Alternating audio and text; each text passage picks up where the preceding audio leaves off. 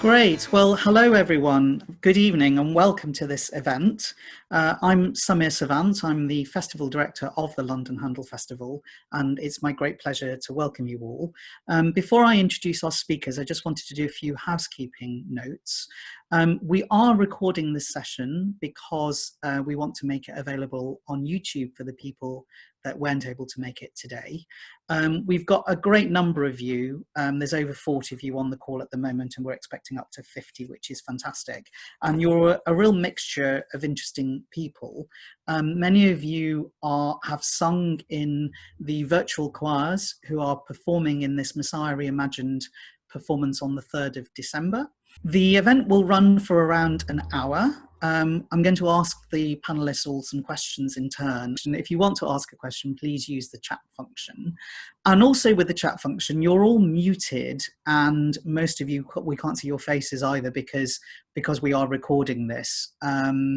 But we would love to know who you are and where you're from. So if you want to say hello in the chat, and maybe if you have been singing in one of the choirs, say which choir you're with, or if you're a friend, just say you're a friend of the festival. It'd be really great to hear from you. And we have a wonderful panel of speakers today, really stellar, and I'm really grateful to all of them for giving up their time to be with us.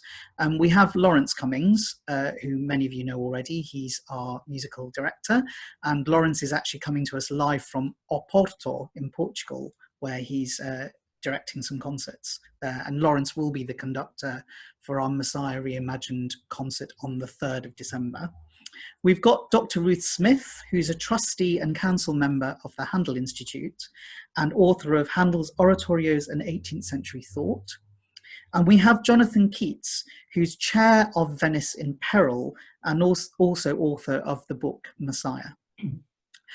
Before I ask my first question, though, I just wanted to put this evening's event in context. It's all leading up to this amazing event. So to put this event in context, we normally present Handel's Messiah at St George's Hanover Square in London's Mayfair, which is Handel's parish church. And we normally do that live as a normal concert on the first Thursday of December. But this year we couldn't do that. So we've decided to do things a bit differently in adherence with the current lockdown regulations. So Lawrence will be in the church conducting a reduced orchestra, all safely distanced, and our 4 soloists. But all the choruses have been pre-recorded by a range of choral partners, and also our Sing at Home chorus, which comprises 150 singers from 16 countries across 5 continents, so a very international bunch. This will all be live streamed on the evening, and perhaps, Andrea, you could put a link into the chat for people to be able to access that information. We're streaming it live on Facebook and on YouTube, and we're delighted that Classic FM are our broadcast partners for this event. So it will reach, hopefully, a huge number of people, and it'll be a really special occasion bringing it from Handel's church. So please take a note of the details of that live stream, and we really hope that you will be able to join us on the 3rd of December. It's completely free, and it's going to stay up on YouTube afterwards as well. So if you miss it for any reason at that particular time, you can catch it in the days afterwards on YouTube. So that's enough from me. Over to our panel now. And I've got, as I say, I've got some pre-prepared questions for them all. But then we've left a good 15 minutes or so at the end for questions from you. Please remember to mute yourselves, otherwise it will interrupt the flow of the questions. I can see a few people are still not muted, so if you wouldn't mind muting, that would be really great. Thank you. So Ruth, first question to you. Please could you give us a potted history of the piece? When did Handel write it, and what context? In which context did he write it? Thank you. Well, I won't give you a potted history of the whole of Messiah because that would take several hundred years, but just up to its first performance. It was Handel's 6th English oratorio, and he wrote it in his house in Brook Street in London in 1741. It is, of course, extraordinary in many ways, and one of them is that Handel completed the draft in only 3 weeks, whereas his usual length of time for writing an oratorio was about 6 weeks. But when he wrote it down, the libretto, the text, the words, had been sitting on his shelf and maybe even on his desk for over 18 months, and perhaps that's why he could write it so quickly. Why was it on his shelf for so long? Because he turned it down when it was first given to him. Messiah was not Handel's idea. His friend and supporter Charles Jennings was the originator and architect of the verbal framework that underpins Handel's composition. It was Jennings who selected and arranged the text from the Bible off his own bat for Handel to set. Jennings and Handel had already collaborated on Handel's oratorios Saul and Israel in Egypt. Both premiered in 1739. But when later that year Jennings offered the libretto of Messiah to Handel, Handel said he wanted to please the town with something of a gayer turn. And Jennings, to his credit, didn't sulk, but initiated one of Handel's best-loved and entirely secular compositions, L'Allegro, Il Penseroso ed Il Moderato. Moderato, to a text which Handel asked Jennings to write, celebrates rationalism and intellectual day, which is almost ironic considering the content of Messiah. One aspect of Messiah's extraordinariness, which perhaps we should bear in mind, was that nothing like it had ever been heard in Britain before.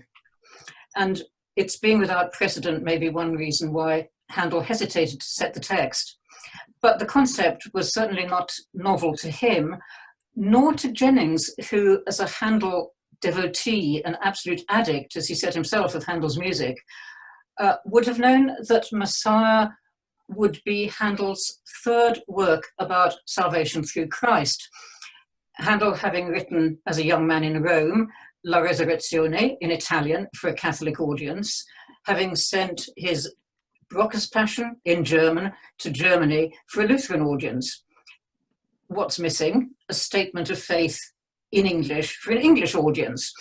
Jennings was a devout Anglican Christian, and I think he had a triple aim to help Handel to write a work which would be good for his career, to stimulate Handel to write good music set to good words, and above all, perhaps, to help fellow Englishmen to save their souls by giving Christian doctrine the irresistible conviction of Handel's music.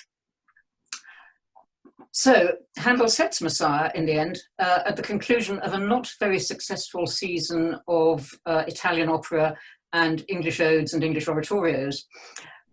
And he sets it in the last week of August and the first 2 weeks of September 1741. 2 months later, he takes it with him when he goes to Dublin, where he arrives on the 18th of November. According to the Dublin press, he was invited by the King's representative in Ireland, the Lord Lieutenant. Dubliners also claimed that Handel wrote Messiah for them. We really don't know why he set it exactly when he did or with what in mind, and there's quite conflicting evidence. Well, it's all speculation, but he did date his autograph score, so we do know when he wrote it. When he got to Ireland, he didn't try it out straight away. His music was already popular in Ireland, and he built on that with 2 very successful series of concerts, 6 in each series. And it wasn't until 5 months after he arrived in Ireland that he premiered Messiah for charity. He and his musicians gave their services free on the 13th of April, 1742, with resounding success and raising, in modern terms, over £70,000 for the release of debtors in Dublin's jails. That's great. Thank you, Ruth. And then if I could turn to Jonathan. So after that famous premiere in Dublin, what happened to the piece next? I mean, beyond Handel's death, I mean, it's been performed continuously since Handel first performed it in Dublin. Can you give us a bit of a flavour of what happened next?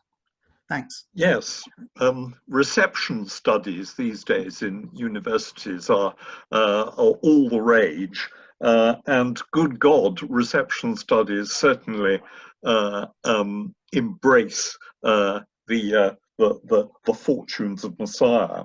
Ruth's point, which was an absolutely marvelous one about the originality of Messiah, that there really wasn't anything like it in English sacred, in the world of English sacred music or oratorio, was in a way was an embarrassment, really, as far as Handel was concerned, when presenting it in London.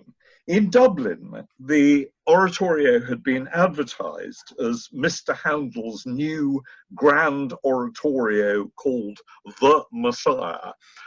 That definite article, of course, has gradually disappeared. It wasn't, however, in London called Messiah. It was called the New Sacred Oratorio, or a Sacred Oratorio to start off with. And it was really very controversial as an item in Handel's 1743 season, a new sacred oratorio it was presented as. And Charles Jennens notes at one point the clamour raised against it. There was an opposition to the idea that anything of this kind could or should be presented. We have to remember that the 18th century had a very dogmatic approach to what was called the idea of kinds. What kind of piece, what kind of poem, what kind of painting is this? And Messiah didn't fit at all securely into people's idea of the kind of oratorio. They were used to the dramatic oratorio. They were used to, or they were used to the kind of pictorial oratorio of the kind that Alexander's Feast or Allegro, Penseroso and Moderato are. Where did this belong? Goodness knows. Handel offered it one more time in 1745, and then it was another 4 years before a bit of it was heard at the concert for the Foundling Hospital on the 25th of May 1749. Handel, a terrific philanthropist, was greatly involved with the fortunes of the Foundling Hospital, and Messiah really takes off with London audiences at that place. In 1750, there was a performance of it, and from then on, it becomes, the Foundling Hospital almost felt that it ought to be their property. There was some controversy with Handel over that. And in 1754, a big performance takes place, to which Handel adds oboes, bassoons, and horns to the score. At this time, there's a change of feeling in English cultural life. The world of sentiment, what we might call proto-romanticism, is coming in. Wesley's evangelical Christianity is taking off, and Messiah hits the spot with this kind of shift, cultural shift in the general world of feeling. After Handel's death, of course, it's then that it really takes off. In 1784, the huge Handel commemoration with a series of concerts in Westminster Abbey in May and June, Messiah then starts, in a way, to detach itself from the rest of Handel's work. And you have, for the first time, these huge performances, 500 performers involved. And this then, during the 19th century, really gets going. In 1857, the great Crystal Palace Handel festivals take off. 2,000 voices, 500 instruments, conducted by the opportunistic and enterprising and sometimes rather villainous Neapolitan conductor Michael Costa, with much reorchestration. Sir George Grove of Grove's Dictionary objected to the intrusion of the big drum at crucial moments through the score. Paul Ducasse, the great French composer, described these Crystal Palace festivals as acrobatic displays at an agricultural show. And it's only really at the end of the century that this extraordinary accretion of extras round the piece begins to be scraped off. A.H. Mann, the Cambridge musicologist in 1894, actually goes to the original sources, the original manuscripts, checks them out, and presents a first attempt at performing an original score. And although the big band Messiah style goes on through the 20th century under conductors like Thomas Beecham, who was completely unscrupulous in what he did in a Beecham-esque way. He treated Handel really as a kind of invalid who needed helping across the road. It's really only in 1950 when John Tobin, the musicologist, presented at St. Paul's Cathedral, a very unfriendly acoustic in that cathedral, but he presents an original first bass, first principles Messiah in 1950. We then have the Watkins Shaw edition of 1959 and Donald Burroughs' edition of 1987.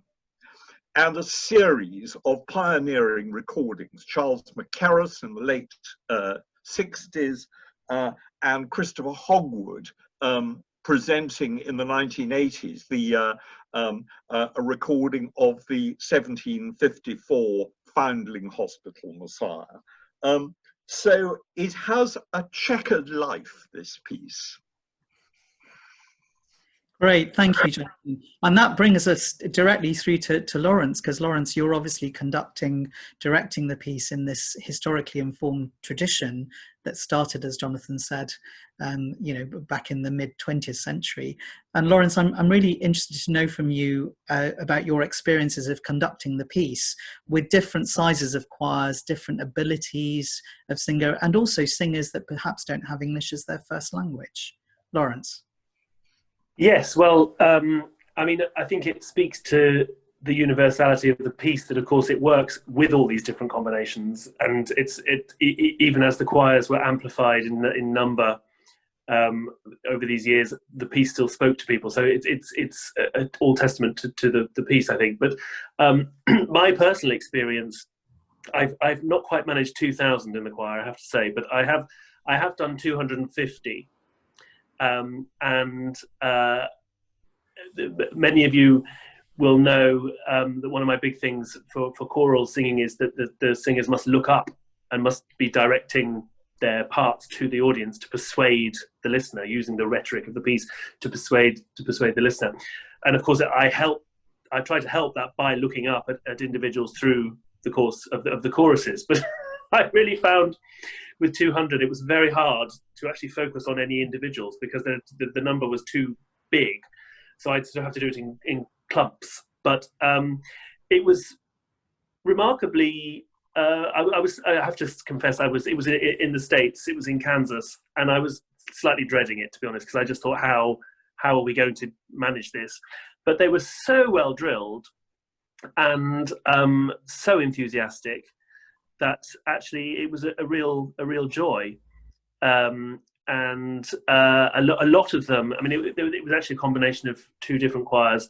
A lot of them were singing it from memory. So actually, in many ways, they were the perfect fodder for all these rhetorical devices that I was talking about, because they were actually giving everything out to the front. There was no looking down at the music at all. And I suppose then I've also done it with much smaller choirs. I think this wasn't a performance practice thing, but I did do a performance with 8 singers in the choir. I think it was for a charity concert, and that was the number of people I could persuade to do it without a fee. So thank you to my beautiful friends for doing that. But that's quite an ask, because as you will know, the music is so virtuosic. I mean, actually, the chorus parts are much harder than the solos. And of course, the soloists would also have been singing in the original, so that would have helped everybody along, I suppose. Yes, I mean, I love it when you've got a small group of trained singers, because obviously you can make lots of shortcuts. But actually, so often the performances that move me the most are those with a bigger chorus of amateur singers who are there because they love it. They're there because they want to be part of it. It can be just so exciting, that journey from the first rehearsal to the final push. And of course, what lovely amateur singers bring is something that professionals find it very hard to do, which is they do that last push at the end, where it actually gets up another 50%, whereas professionals just lucky perhaps to add an extra 5%. So I think I love the work so much. I'd always agree to do it with however many people there were singing. Well, we just hope that with obviously "Worthy is the Lamb," the last chorus is our sing at home choir, and those top A's for the tenors and the sopranos, I'm really sure, giving it gusto. Lawrence, you're there in Portugal. Obviously, you're conducting at the Casa de Musica, the chamber choir there. Do you find there's a big difference when people aren't speaking English as their first language when they sing this piece? Well, it's obviously when you work with singers who are singing it as a foreign language, you realise how difficult it is to sing in English. And in fact, English singers realise how difficult it is to sing in English, and we have this diphthong issue, and where to put the diphthong. And of course, it's often interesting working with people who aren't native English speakers, or at least don't have it as their first language, because you have to analyse why it doesn't quite sound right. And sometimes it's very hard to work that out, and it usually is to do with the placing of where you put the diphthong in a word. And of course, Handel often gives you a long run, and you have to remind yourself what the word was at the beginning anyway, and then you have to know where to just tuck in the diphthong just before the final syllable. So it can be challenging for them, but they always find it rewarding. And I think, as many of the choral participants will acknowledge, if you've had to work that bit harder, it's like when you're singing in a foreign language, actually it can lead to you having more conviction by the time you get there, because you've actually had to analyse it and spend time with the language and actually how you're going to articulate the thoughts and feelings that you have. Brilliant. Thank you very much, Lawrence. So I'm now going to ask some questions to all of the panelists, but coming to one by one, and then feel free to chip in the other panelists, please. And so, Lawrence, the first question is to you. It's what do you think the reasons are for the enduring popularity of the piece? We've heard from Ruth and Jonathan and yourself that we've never stopped singing this piece, right from the minute Handel wrote it through to his death, afterwards in Westminster Abbey in 1784, right through to the 19th century, 20th century, 21st century. What is it about this piece that makes it enduringly popular? Yes, wow, what a big question, because there are so many things, of course. I mean, as Ruth started off saying, it is an extraordinary piece. And I think the power of the piece is as ever with Handel, his understanding of the human condition. So at every single moment, you feel like you're in a drama, because of course you're describing a dramatic situation, even though it's not a through narrative. You're in a dramatic situation. That's certainly clear. And at the same time, there's something so human. And of course, for the choruses, we're always looking on at the action and commenting. And this is one of the enduring qualities, I think, of the piece. It sort of, you feel the vengeance of the crowd. He trusted in God, and it's really nasty writing. And then, of course, you get all the joyous, ecstatic numbers, including Hallelujah and Worthy is the Lamb, of course. But there's also, I think, I'd be interested to hear Ruth and Jonathan on this, that there is an element, of course, of Handel setting it up to be a piece that was to be continued, as it were, with the relationship with the Foundling Hospital and the annual concerts. And I think it doesn't seem unlikely that Handel was quite keen that performances would carry on for quite a long time after his death. And I think he'd be super chuffed that even in the times of COVID, we're managing to keep it going. Brilliant, thank you. Ruth, Jonathan, any thoughts? The enduring popularity of the piece. Well, I think, yeah. No, I think that's absolutely true. I think the idea with every Handel work, really, we're looking at, in some sense, a work in progress. The idea that there is a sort of final version or final text is not the case, and so in a way he was obviously he wanted to keep this remarkable work in view, and the Foundling Hospital concerts presented him with a wonderful opportunity for this, and it's like that it really established itself, I think. Ruth, anything more? Yes, well, I mean, one attraction of it may well have been for him that it was such a malleable text, because there are no named characters. It's not a straight narrative of which every bit has to be there. I mean, I think I'll be saying presently why it is as it is, but it's certainly not as it is because it's a story. That is not actually the foundation of it, which means that, you can miss bits out of it. I'm not sure that Handel wanted to do that, but it is something that he worked on gradually, as Jonathan says. I mean, as Jonathan mentioned, it wasn't until what was it, 13 years after he'd written it that he put in bassoons and oboes. I mean, that's a long time to start adding such serious wind parts. When he went to Ireland, the only wind was the trumpet. And Donald Burrows has identified 10 separate versions that Handel did. And that malleability possibly was attractive to him, but it's certainly been attractive to people since. And in Jonathan's wonderful exposition of the history of Messiah after Handel, you could have added, in fact, that John Butt has gone back to 1742 and tried to reconstruct that. And there are things in the 1742 version that we think was the version of Messiah, not a bit of it. It wasn't until 1750 that he wrote the coloratura version of the Refiner's Fire for Guadagni. He'd just come on the scene. Their sound didn't go out in Dublin as it did in 1745, and so on. So I think that means that people who know the history of this text can feel a certain amount of freedom with how they present it. Just going back to what Lawrence was saying about human emotion, I mean, absolutely, I would add there that,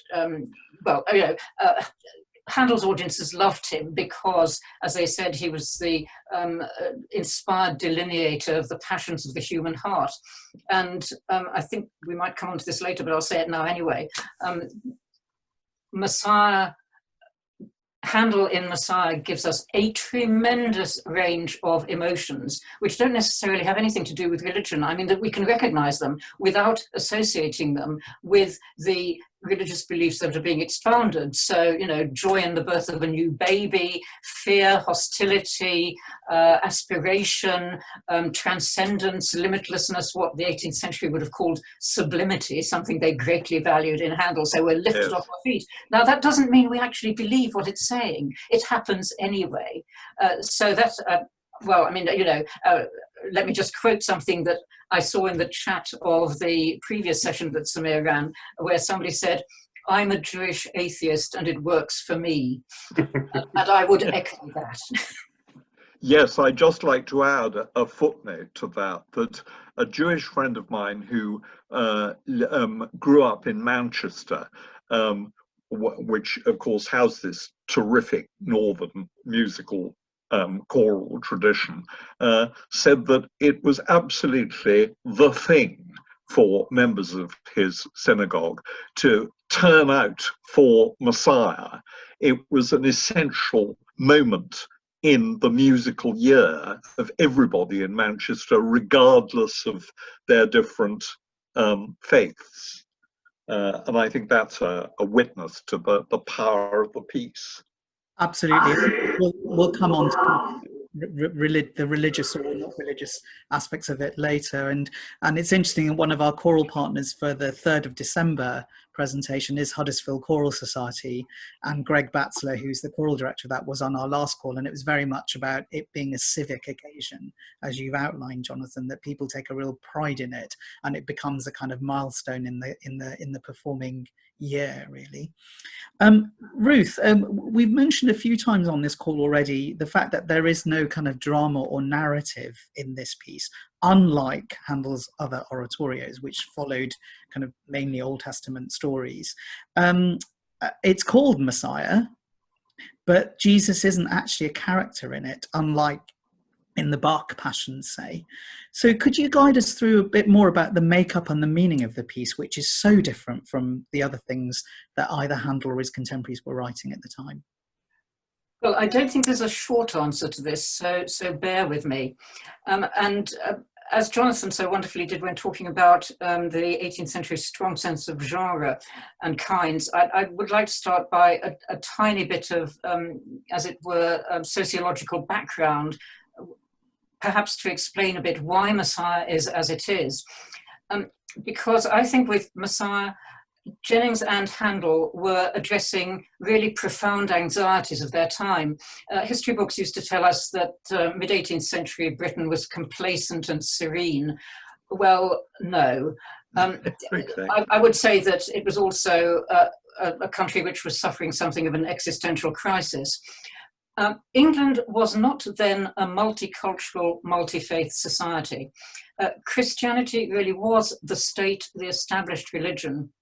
For example, only communicating members of the Church of England had full citizen rights and could join professions.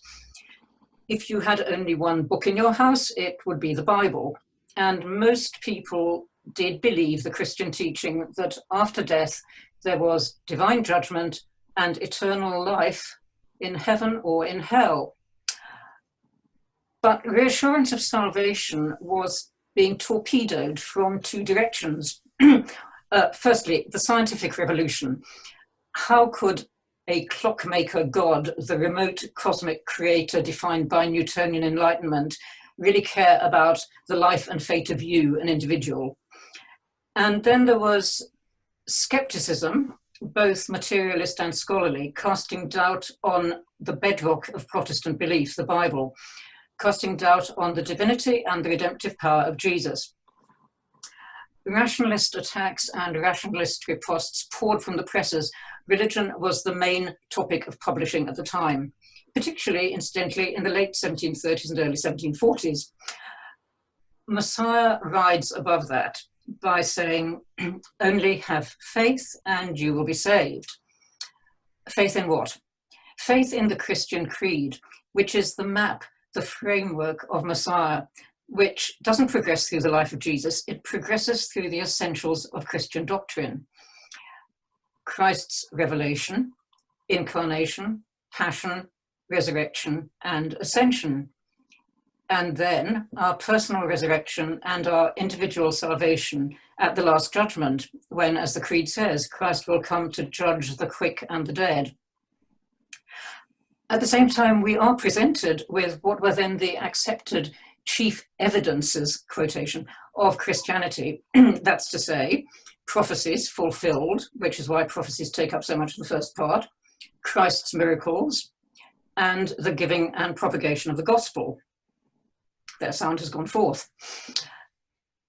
That's the framework.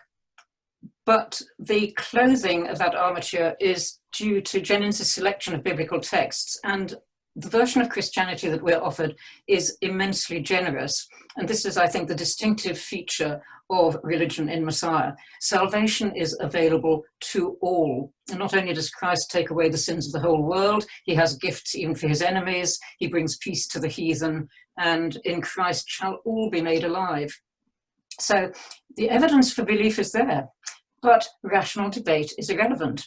God's grace is a mystery. Behold, I tell you a mystery. Two further distinctive elements which give Messiah its meaning and I think its power.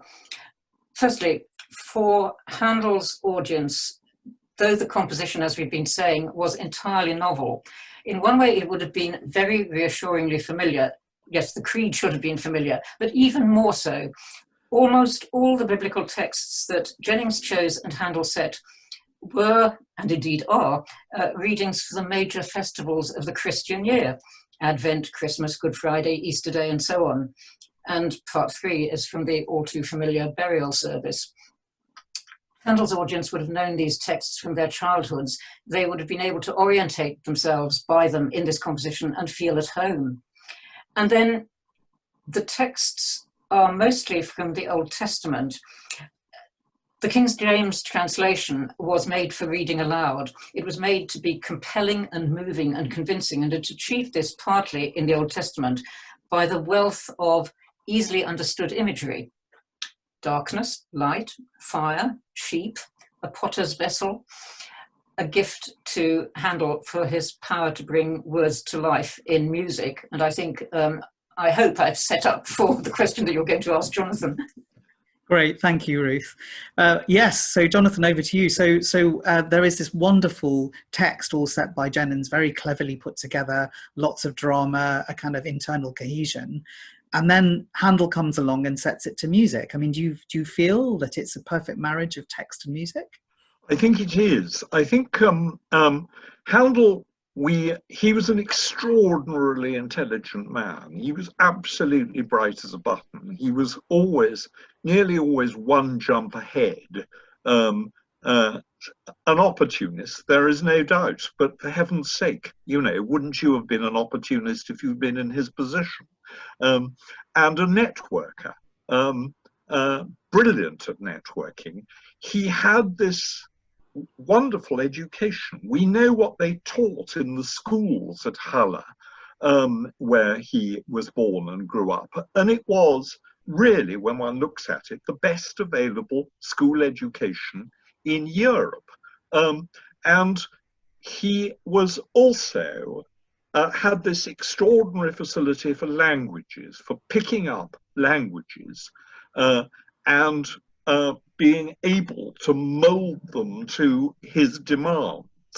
There are very few moments. He was conscientious in his setting of English. We know that there's the famous story of him hiring a carriage and driving out to his librettist Thomas Morell, and waking him up in the early morning to ask him what a particular word, billow, actually meant. Morell put his head out of the window and said, "Wave," and Handel, "Oh, de wave," and off he goes back in the carriage again to Brook Street. He was that careful.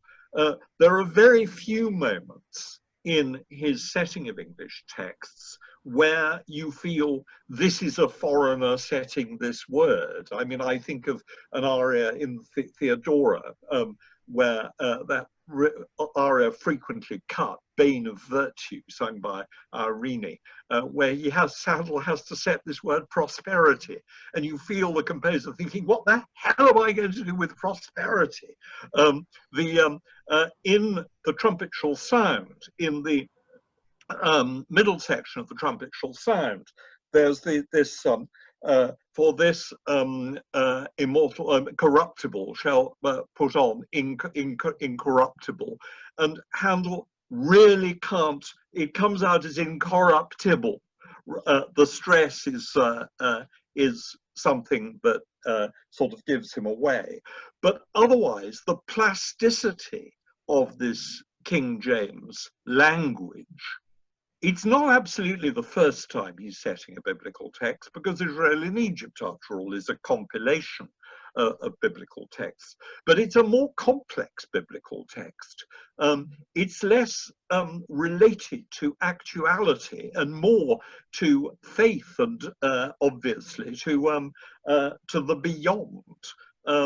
And so Handel is faced with a greater challenge, which he handles in the most extraordinarily imaginative way.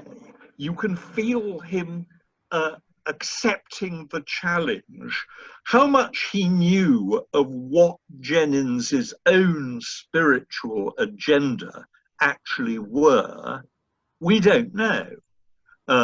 Handel gave nothing away on this, because Jennings had a plan, and Handel was, in a sense, fulfilling it. But he certainly, in coupling his music, in joining his music with the text, had a total, you can feel the joy all the way through that he has with actually meeting the challenges of this biblical text. Great, thank you. We've talked a lot about the religion in this, and obviously the all of the text is taken from the Bible, so you can't ignore the religion, and yet the piece has a power beyond this. Why do we feel it's still important? I'll ask Ruth first. Why do we feel it's important for non-Christians and indeed non-believers? Well, I don't know about important. I think why it speaks to. I mean, how can you actually register the importance of a work like this? But why does it speak to them? Well, speaking would be a word that Jennings and Handel would very much understand, of course, because, I mean, just to add to, or perhaps pull together some of what we've just been saying, both Jennings and Handel were very well schooled in one of the fundamentals of 18th century study, which was rhetoric, how to make what you were saying convincing. And we could fill 5 hours just instancing moments of musical rhetoric in Messiah, which make it emotionally compelling. And indeed, Handel's Messiah, a rhetorical guide by Judy Tarling. This is written for choral directors, and I mean, I'm not a choral director, but I found it absolutely enlightening about, and I'm not being a musicologist myself, but Lawrence will be able to speak to this, how Handel uses this immense range and gamut of ways of being musically convincing when setting words to music. And just to instance one that I particularly love because I think it's so witty as well. The chorus, "Since by man came death," contrasting halves. And it's saying, since by man came death, by man came also the resurrection and the life. So as in Adam all die, so in Christ are all made alive. So Adam is the original sinner, and so death came to mankind. Christ redeems us from death. And Handel uses two wonderful contrasts. So the first half is old church style, suggesting the old law, which is now going to be superseded by his use of the modern idiom for the second half. And the first half, we get a suggestion of souls in limbo because it's unaccompanied, slow moving, dissonant chromatic. The second half is the opposite. And even, well, so long as you have some familiarity with Western music, and I would like to ask Lawrence about this if he's ever conducted it, somewhere where Western music isn't the native sound, as it were, whether that makes a difference. But if you do have some familiarity with that, you know where you are, even if you don't know the religion of it. I think also why all us Jewish atheists can go along with it is Well, it's a very feel-good work, isn't it, to put it very basically. The words and the music convey a very positive, hopeful message. And it's a message we all need, a message of peace and salvation. Incidentally, we might mention, since we are intermittently talking about the historical context, that when Handel wrote this, there was a war on, and it was a war that lasted another 8 years. And I counted up, peace occurs in 5 movements of Messiah. So, yeah, and also, of course, the opposite, her warfare is accomplished right at the beginning. Yeah. And what's more, as I've already said, the message is for all of us. We don't have to be Christian. It's peace for the heathen, light to the Gentiles, all flesh shall see it together. So why doesn't that seem facile? I mean, that would be the danger with it, if it was just a Pollyanna sort of work. And one way, I think, I mean, apart from the immense complexity of it and the melodic richness and the concision and all these other things that Handel is master of, I think is the emotional shape and pacing of the whole. Because while the overall message is one of joy, and actually thinking about the choruses, for the first time I noticed that every single chorus in part 1 is an expression of joy. So, you know, that really establishes the joy. Nevertheless, there's immense pain and grief at the center in part 2.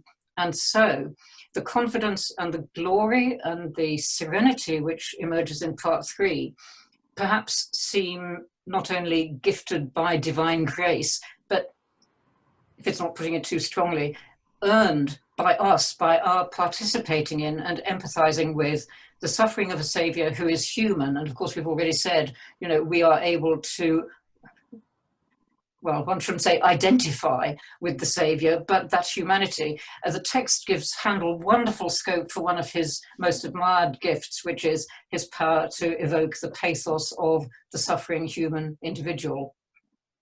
And of course, we've talked about the range of emotions that we can, identify with, whatever our religion. And I think also, because it's not a story, because it's very elusive, because it's very figurative, because it's actually quite complicated, it's a very open kind of work for us to attach variant interpretations to it. I mean, this may be why it can be performed by so many different kinds of Christian groups. It's not a liturgical text, it's not dogmatic. Doctrine is offered but not insisted on. And just one more thing I want to say, because I admire this so much in this work. Oratorio has been called opera of the mind, and Handel invites us to think. He always invites us to think. And one of the ways he does that here is by giving us, this picks up with what Jonathan was saying about his carefulness about the English language. He gives us variant readings of a text by his variation of stress. So, he hid not his face from shame and spitting. He hid not his face. Or in I Know That My Redeemer Liveth, he shall stand at the latter day. He shall stand. He shall stand. And of course, in The Trumpet Shall Sound, we shall be changed. We shall be changed. And of course, we shall be changed. I mean, that's so brilliant. I mean, the care that he's giving to the words there. And it does make us think. It makes us stop and reflect on the text, whatever our religion is. Great, thank you, Ruth. So Lawrence, I'm going to come to you, and I'm conflating what we've just talked about with the last question. And this is because we've got 5 minutes left on this call, and so we want to give people the opportunity to ask some questions as well. So if you've got some burning questions for the speakers, please put them in the chat now. So picking up on that, the fact that the piece has a universal appeal beyond Christian religion, I'm also interested in, well, we talked about the choruses, and my specific question, Lawrence, is the importance of choral writing and why it's so popular with singers. But there is the skill that Handel has. We've talked a lot about emotion on this call, and one thing we haven't spoken about is the different key signatures and how Handel was very good at manipulating. It's a feel-good piece, but why is it? Because Handel is good, the harmonic and melodic language of the piece is something that's in the DNA and is not immediately apparent to people taking part. So I'd love to hear from you, Lawrence, on all of that. Sure. Just to pick up on one thing that Ruth was talking about with the rhetoric, Judy's book is so fantastic because you don't need to know a lot about rhetoric to really experience it. And the example of Since My Man Came Death, of course, you've all felt that whenever you've sung that, it's a lonely first section. You're on your own, you're humble, you're human. And you get that as you're listening to it, but you really get it as you're performing. And then the orchestra comes in and you're buoyed up. So it's going back to the old style, as Ruth pointed out, but it's a way of making it all the more human, and that this is exactly why the choral writing, I think, is so powerful. Whether it's the expressions of joy, and of course, one thing we haven't mentioned is that dance is never very far away. So, and the glory, the very first chorus is a minuet. So we get our dancing shoes on, and there's just the way it lifts the soul, and then in contrast he sets the solemn music so well, the beginning of part 2, and then suddenly you're in the middle of a crucifixion scene and you're doing the whipping and you're doing the scourging, and you're then being the baying crowd, as I've mentioned already in He Trusted in God, let him deliver him. Or let him deliver him, and again he does what Ruth was saying. He changes the accentuation. So you get that really vivid colour of things. There was one more question, and I've forgotten what you asked. The key signatures. Key signature. Thank you. This is a big topic because at this time in musical history, every key had a specific affect, a specific meaning or mood. And the obvious one is that D major was considered to be a grand and royal key because it's where the trumpets and drums came in. So Hallelujah and Worthy is the Lamb are both in D major because the trumpets were playing in that key. And of course they're playing on natural trumpets, so they couldn't play every note of the scale. They could only play the fundamentals, the harmonics series. So Handel was very clever at writing for them. So when they come in, they really pack a punch, but it's actually because you've returned back to the home key. So there's a sort of feeling of ebb and flow, tension and release going on there, which is also a rhetorical device. And then of course you get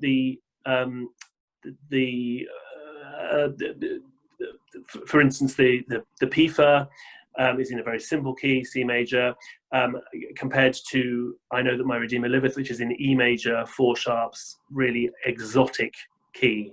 It's taking you a long way away from home, and so he's constantly playing with the key colours, because that really affects the mood of the aria and the way, or the chorus indeed. And of course, there's another big thing going on, which is he's rather like a Disney film, pushes your buttons. So is Mr. Handel, because he's taking you through a sequence of keys, and that becomes part of the long-term architecture of the piece. So an A major chorus will lead into a D minor accompagnato, and then that will lead into a G minor. So you're continually being played with and taken on a journey without you even realizing it, both as a performer and also as a listener. And of course, this is where Handel's doubly clever, because when he rejigs things, either for different singers or because he's chosen to reinvent it, he'll often put it into a different key. So he has to manipulate that very cleverly. And that's where the short recitatives are so useful, because you can actually analyze them as just being a means to go from A to B from 2 different remote keys. And he's just such a master at that. Brilliant. Thank you so much. So it's the last minute of this call, and people have made lovely comments. Thank you everyone for that. But we don't have any questions. So my final question to all 3 of you, big question, but try and keep your answer short, is I'll come to Ruth first maybe. What do you think is the future of Messiah? Where will we be potentially in 250 years' time? Where will we be? Burnt to a cinder, possibly. But if we're still all here, I would imagine that we will still need some consolation. The message of every part of Messiah is comfort. And I think people will go on wanting that. So from a point of view of will we still want it, I think so. And it has such success in winning hearts and minds that I would imagine we would go on wanting to listen to it. In what forms, who knows? I'm sure there will be all sorts of weird and wonderful versions of it, as there are now. But I don't think it's going to disappear anytime soon. Great, thank you. Jonathan? I think that one of the many things that will keep this piece alive and full of, charged with meaning as it is the intrinsic drama of the piece. He had, yes, okay, left opera behind him, maybe for the time being, we don't know. But he's certainly not left behind, as we see in the dramatic oratorios of the 1740s, his instinctive sense of drama. And I think one of the great joys of taking part in this, of singing in, as I have done in amateur choral societies, Messiah, is that you feel that you are a participant in a drama. And I think all the different meanings of this drama will keep this piece alive and significant. Brilliant, thank you. Lawrence? Just all of the above, of course, that was beautifully put. But also, I think from the performer's point of view, you know, the fact that the choral elements have been kept going by our wonderful tradition of choral singing in the UK, but also in choirs all around the world. You know, I also am very heavily involved in Göttingen, of course, and we always do Hallelujah Chorus every year with a big come and sing choir. So there's a feeling of a hunger for revisiting it, and those traditions are very deeply embedded, I think, into the world's culture. So I feel very optimistic, and I'm also I have limited experience of performing it to non-Western audiences, Ruth, but you've sparked something there, so I'm going to work on that. Well, in that respect, I gather that there are over 100 performances a year in Japan, where it is extremely popular, and yet, you know, Christianity is a very minority religion in Japan, and you know, Western music isn't the original musical sound in Japan. So yes, what carrying power Messiah has. Samir, do we want to address a question that has been asked in the chat? Yes, yeah. If people have time, I mean, we're now at 7:15, so if people want to leave the event, they're very welcome to, but we will answer this question from Garrett in Dublin. Why was there such a void between Messiah's reception in Dublin and its premiere in London?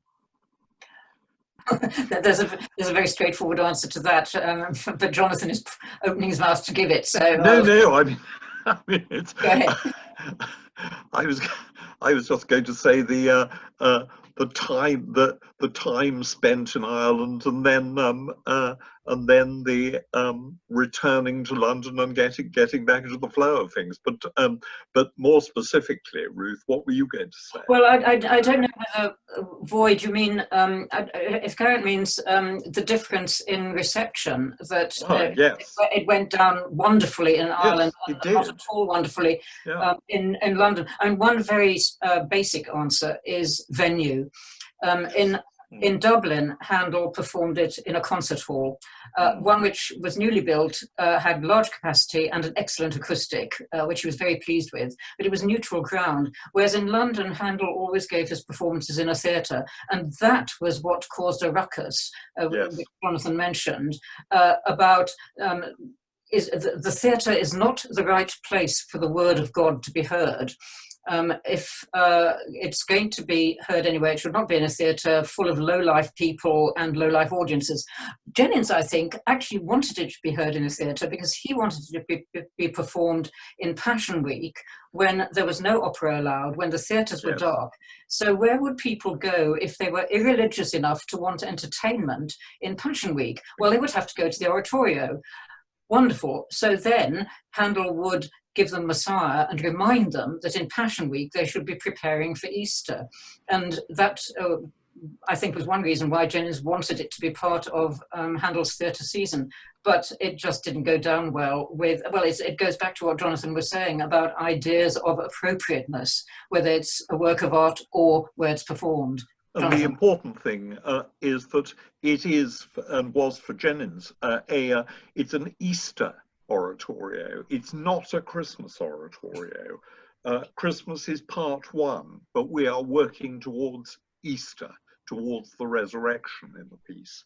And that's the appropriate time for performing Messiah. But of course, we all do it at Christmas as well. Great, thank you everyone so much. On behalf of you all, I wanted to say a massive thank you to all our speakers, to Ruth, to Lawrence and to Jonathan for joining us. And thank you to everyone. Please do join us on the 3rd of December. We've posted the link on the chat and we can post it again for you, or just go to our website, London Handel Festival. If you Google London Handel Festival, it will be the first thing that comes up. And then on our main website, you can find the details there.